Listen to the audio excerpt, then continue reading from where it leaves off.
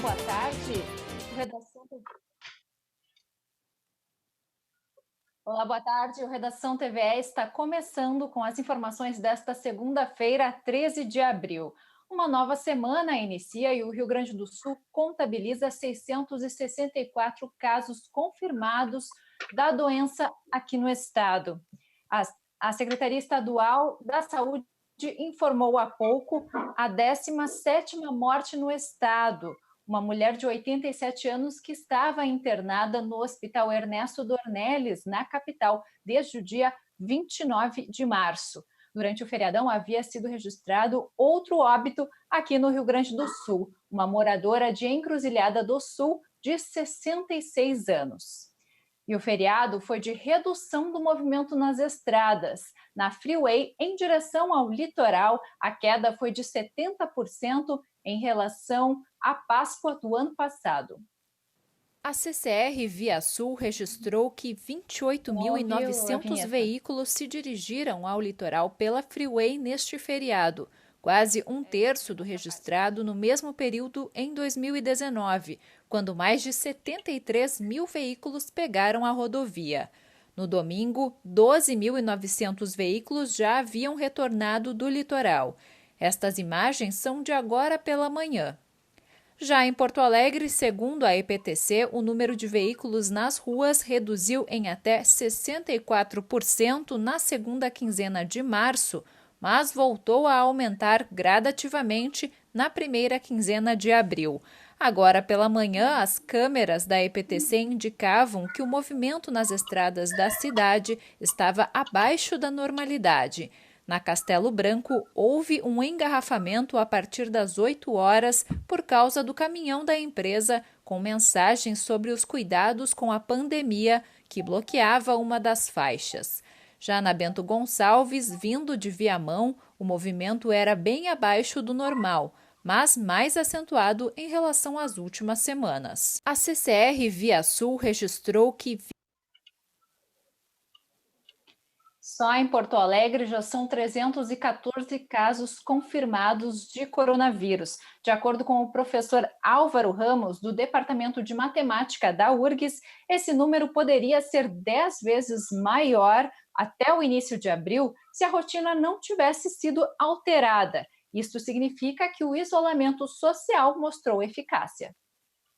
Com os dados da Secretaria Municipal de Saúde, o professor Álvaro Ramos publicou o primeiro vídeo há 2 semanas. Nele, explica que o ritmo de propagação da doença tinha crescimento exponencial. A gente vê claramente esse comportamento exponencial até o dia 18, mas aí a gente vê que depois do dia 18, o comportamento ele não encaixa mais nesse padrão.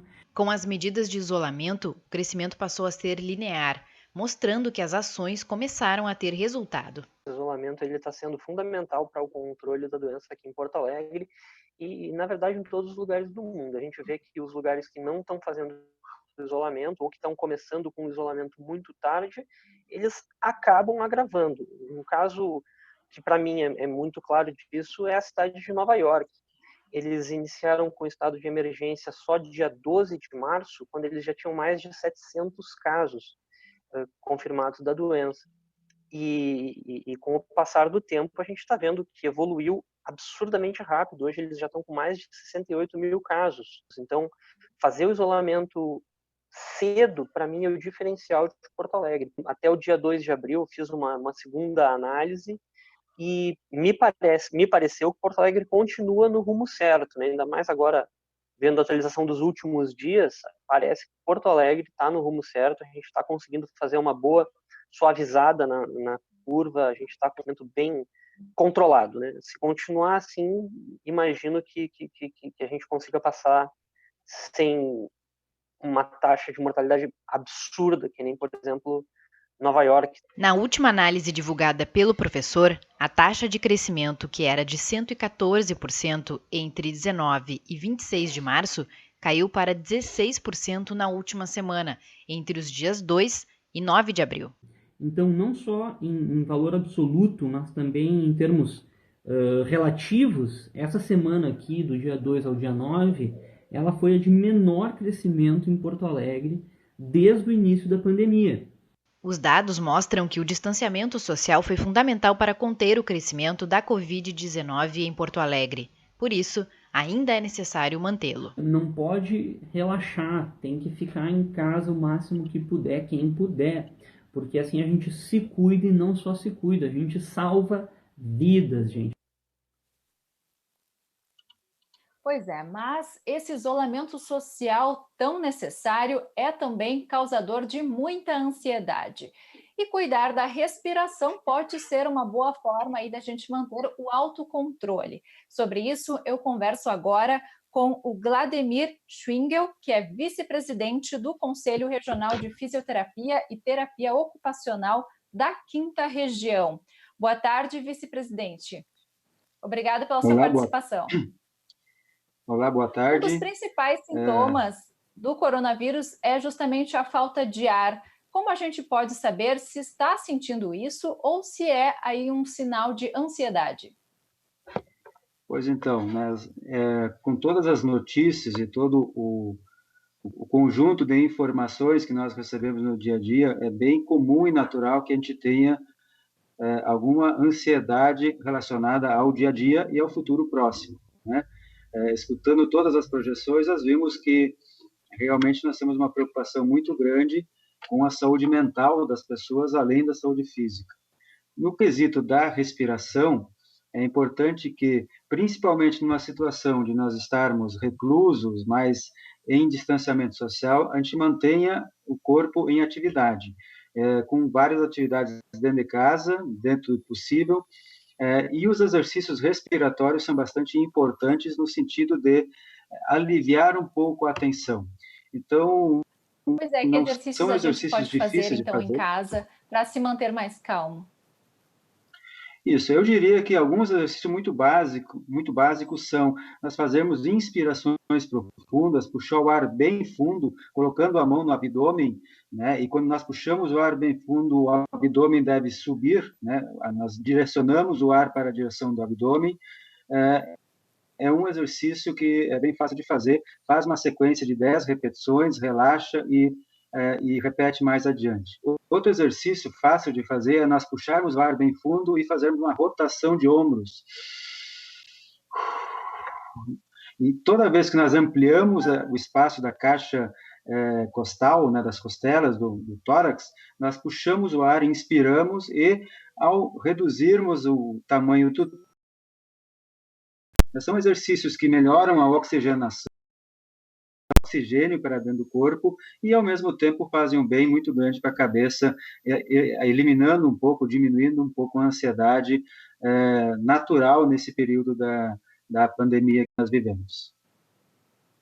Bom, no início da transmissão aí do coronavírus, se falou em um teste de prender a respiração para saber se a pessoa está com algum sintoma da Covid-19. Mas essa é uma informação que não é correta, é isso mesmo? Não, ela não tem uma efetividade, uma comprovação científica para se dizer que isto vai ser positivo ou não para coronavírus. Na realidade, o que nos dá certeza de uma contaminação é fazer um teste rápido ou fazer um teste laboratorial destes que o Ministério da Saúde, as secretarias estaduais e municipais de saúde estão fazendo. Todos os outros testes, elas são indicativas de capacidade pulmonar, né? Nós temos pessoas que fumam, temos pessoas que têm pouca condição física, né, de condicionamento físico, ou porque são muito sedentárias, ou porque não praticam alguma atividade um pouco mais de condicionamento no seu dia a dia, e, portanto, tem uma limitação na respiração. Então, segurar o ar e imaginar que mais tempo ou menos tempo é sinal de coronavírus não procede. Nós não acreditamos nisso como algo científico, não tem comprovação quanto a isso. Tá certo. Vladimir Schwingel, vice-presidente do CREFITO da 5ª Região, muito obrigada pelos seus esclarecimentos. Uma boa tarde para você. Uma boa tarde. Nós queremos agradecer à TVE pelo espaço, dizendo que a fisioterapia e a terapia ocupacional estão à disposição da sociedade. Nós fizemos um esforço de cadastramento de profissionais, estamos dentro e apoiando o cadastro do Ministério da Saúde com a formação de profissionais para que, em havendo necessidade de nós reforçarmos os quadros em hospitais, unidades básicas de saúde, nós estejamos disponíveis para fazer esse tipo de trabalho que, neste momento da nossa sociedade, é muito importante.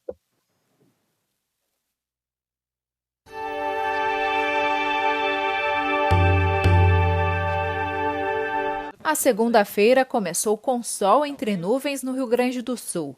Porém, no decorrer do dia, há um aquecimento e uma frente fria começa a ingressar no território gaúcho pela região oeste. Até o final, todas as áreas do estado terão chuva localizada, com possibilidade de temporais. Porto Alegre terá um dia com nebulosidade e chuva durante a noite.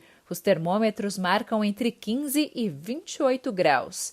Em Erechim, no norte, a mínima foi de 11 e a máxima chega aos 26. Em Rosário do Sul, na fronteira oeste, a temperatura varia entre 14 e 27 graus.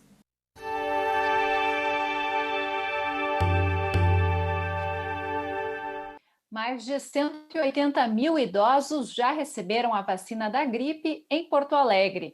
O número corresponde a 94% da meta para esse público.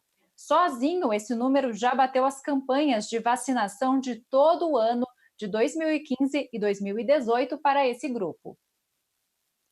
Os dados incluem pessoas acima de 60 anos vacinadas em unidades de saúde, no atendimento domiciliar, drive-thrus, farmácias e até acamadas. Mais de 75 mil profissionais da saúde também foram imunizados. Nesta segunda-feira, a capital recebeu 67 mil novas doses. No site da Prefeitura, é possível verificar quais as farmácias que ainda têm vacina. Na próxima quinta, começa a nova fase da campanha, voltada para pessoas com doenças crônicas não transmissíveis, professores e funcionários das forças de segurança e salvamento. Começando o nosso giro de depoimentos da semana, nós vamos até o Distrito Federal, um dos locais que mais preocupa no país por causa do número de infectados. A jornalista Paola Botelho conta pra gente como está a situação por lá. Em Brasília, as pessoas estão saindo para comprar seus medicamentos, comprar seus mantimentos. O governo recentemente flexibilizou um pouco mais, então já tem algumas lojas abertas, além das essenciais.